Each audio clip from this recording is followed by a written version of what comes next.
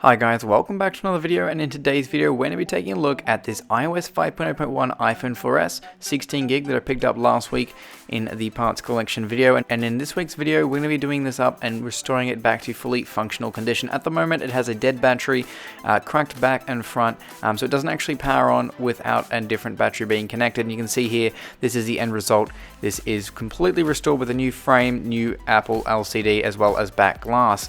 Now initially I was going to be putting on a purple conversion kit, thanks to you guys voting in last week's video, but due to some issues I ran into along the way, I ended up putting on an original Apple black display, but I'll talk a little bit about that later on.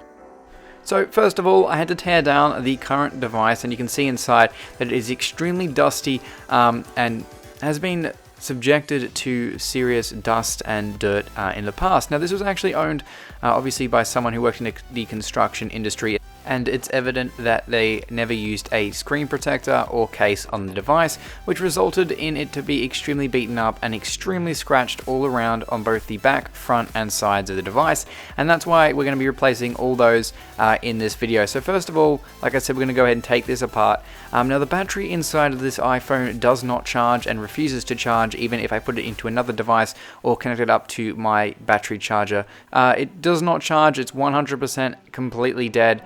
I managed to get it to power on connected to an iPad charger, and then as soon as you unplug the device it will go flat as the battery is not charging, so that will need to be replaced as well. So I'll go ahead and put in a used battery in good condition into this device, as I don't have any new batteries on hand. So basically this is quite an involved process because you need to take everything out of the device. Now because I'm going to be switching frames, I'm just going to be dropping this logic board into a different frame that is less damaged and scratched up than the one it came out of. So while I had the board out of the phone, I decided to clean it up and remove all the dust and dirt. So first of all, I picked up this one which I had in my parts collection from last week's video, and I went ahead and took the screen off of it as it was cracked. It was an original Apple display, and the idea was we're going to go ahead and put the purple conversion kit on this display. Now it didn't end up working out as planned, but hopefully I will get a phone on that purple conversion kit at some point.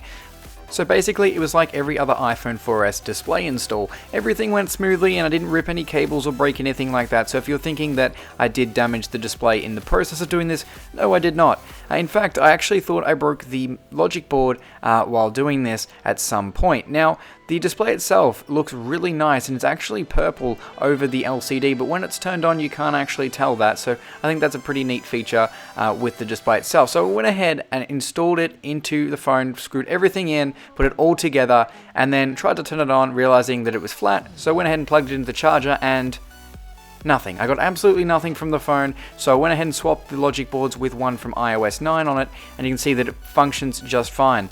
Now it turns out iOS 5 is incompatible with aftermarket displays, and according to the iPhone wiki, this is just a problem occurring in iOS 5. Now there is a workaround if you're jailbroken or something like that, but I was not going to be jailbreaking this iPhone, so that was not happening for this device. So sadly, I won't be able to have a purple display and back on this device, but I'm going to save that for another phone, hopefully a 64GB one, maybe on iOS 7 or something along those lines. So I went ahead and grabbed yet another frame that had no logic board in it, and I'm going to go ahead and install the logic board with iOS 5 in this device and put a standard Apple black display onto it. Now, I knew the dock connector in this frame was faulty, so I'm going to go ahead and replace that first before proceeding to install the logic board and everything else into the phone. Now the dock connector in this phone was causing the device to not be able to shut down. Basically every time you turn it on, the device would power right back up without even having the charger connected. So basically it was thinking that the charger was being connected constantly so the device would power back on.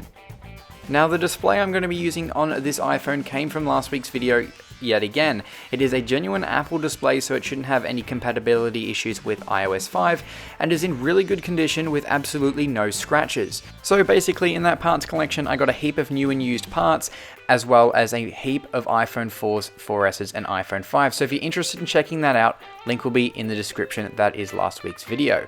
So basically, I'm going to go ahead and install that display into this frame. Now the frame is in relatively good condition and with a few minor marks and scratches on it, but overall it will do for this phone. Now given that this is a genuine Apple display and I don't actually have any tempered glass screen protectors for the iPhone 4 or 4S in stock, I'm going to go ahead and just sit it on this microfiber cloth to avoid scratching it while I put the phone back together. Now I usually don't do this because all of the new screens I purchase come with a plastic protective film over the top, so when you're installing it, it doesn't matter if you scratch it because you go ahead and remove it anyway. But given this is a used display, it doesn't have any of that protection when you're putting the display back together, and given it's an Apple screen, I don't want to put any scratches or marks into it. Now that I've gone ahead and installed that display, it's time to reinstall the iOS 5 logic board into its new frame and housing. Now, I've done quite a number of these iPhone 4 and 4S repairs. They are very customizable phones in the way that they're designed. So basically you can just take the back off and change it to a nice transparent one or a different colored one, as well as the display. I actually have a transparent display to put on an iPhone 4S, but I've been looking for a 64GB boxed iPhone 4S to put that on, and now I have this purple conversion kit. I'm also looking for yet another 64GB one to put that on too. So now that this is all complete, we can go ahead and install a used battery in good condition and go ahead and let the device charge up, and you can see that it's on iOS 5.0.1. So this is it, the iOS 5.0.1 16GB iPhone 4S. I paid next to nothing for this device in a lot of iPhone parts and iPhones that I got on eBay. All the iPhones in that lot were classed as iCloud locked, but amazingly this one works just fine and is unlocked on iOS 5.0.1. And using the parts in the same lot that I got this iPhone, I was able to restore the device to functional condition and have an iPhone 4S 16GB on iOS 5.0.1. The iPhone 4S was released in 2011 in 8, 16, 32 and 64GB of storage, has an Apple A5 processor, 512MB of RAM and can run anywhere between iOS 5 all the way up to iOS 9. Although the purple conversion kit was incompatible with the iOS 5 iPhone 4S, I still believe that it was well worth restoring given the fact that it's on a very early version of its original firmware, which of course is iOS 5. Now hopefully I'll be installing that purple conversion kit on a different iPhone in the future, but that's a video for another day. And on that note, this has been a Hugh Jeffries video. If you like what you saw, hit that subscribe button and consider checking out the iPhone restoration playlist for more videos like this one. Also make sure you follow my social media, link will be in the description. That's all for this video and I'll catch you guys next time.